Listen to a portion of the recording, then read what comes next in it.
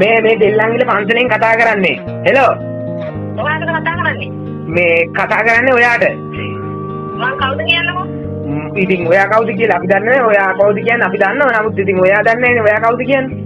මං දන්නේ නැහැ. මං ඔයා කවුද කියලා දන්නේ නැහැ කතා කරන්නේ. එහෙම කතා කරන්නේ මේ කවුද කියලා දන්නේ නැහැ. ඉතින් කවුරක් කතා කරන්න දෙයක් නැහැ. මේක හදිසි ප්‍රශ්නයක් නිසා තමයි අපි මේ කතා කරේ. මේ බෙල්ලන්ගිල පන්සලේ හාමුදුරුවන්ගේ ලොකු ඇට අපි අරන් ආවා මේ ඔයාලා ගෙවල් පැත්තේ පන්සලට මේ පෙරහැරකට. එන අතරමාගෙදී ආලියා කුලප් වෙලා පැන්න ඔයගොල්ලන් ගෙවල් පැත්තට. පොඩ්ඩක් බලන්න මේ දැන් ඔයා ගේ පිටිපස්සේ මේ පොඩ්ඩක් බලන්න ගිහිල්ලා මේ ඉන්නවත් දන්නේ නැහැ. ඔයගොල්ලන්ට කරදරයක් වෙයි කියලා ඉතලා තමයි අපි මේ දැනුම් දීමක් කරන්න කතා කරේ. ඔව්.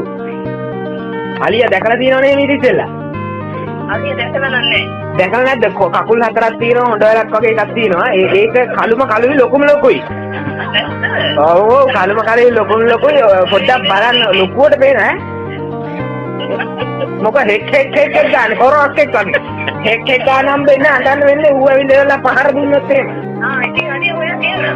අලියා මේ වැඩක් නැහැ. ඉන්නවනම් අපිට කෝල් එකක් දීලා